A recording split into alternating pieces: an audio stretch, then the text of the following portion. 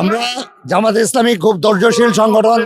আমরা চাই এই নির্বাচনটা সুন্দরভাবে হোক, কিন্তু যারা নির্বাচন বানচাল করতে চায়, যেমন আওয়ামী লীগের দোসর যারা, তারাই এখন বিএনপির সাথে অংশগ্রহণ করছে।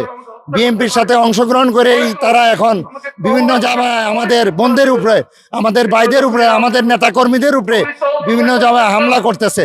তারা জামাত ইসলামের অগ্রগতি এবং দাঁড়িপাল্লার অগ্রগতি দেখে দাঁড়িপাল্লার বিজয় তারা ঠেকানোর জন্য তারা বিভিন্ন জায়গায় আমাদের বোনদের উপরে আক্রমণ করতেছে, আমাদের নেতা কর্মীদের মধ্যে আক্রমণ করতেছে, যাতে আমাদের নেতা কর্মীরা কর্মসূচি পালন করতে না পারে, যেমন দাওয়াতি কাজ করতে না পারে, মানুষের ঘরে ঘরে বসতে না পারে। এই জন্য তারা বিভিন্নভাবে আমাদের ভাইদেরকে বাধা সৃষ্টি করতেছে। আপনারা ভিডিও ফুটেজে দেখবেন, তারা আমাদের ভাইদের উপরে বিভিন্নভাবে অত্যাচার করতেছে। আমরা যথেষ্ট ধৈর্য ধারণ করতেছি। আমরা আইন শৃঙ্খলার প্রতি শ্রদ্ধাশীল। আমরা চাই যে আইন শৃঙ্খলা বাহিনী এটা প্রতিহত করবে এবং এটা সুস্থ বিচার করবে। আসসালামু আলাইকুম।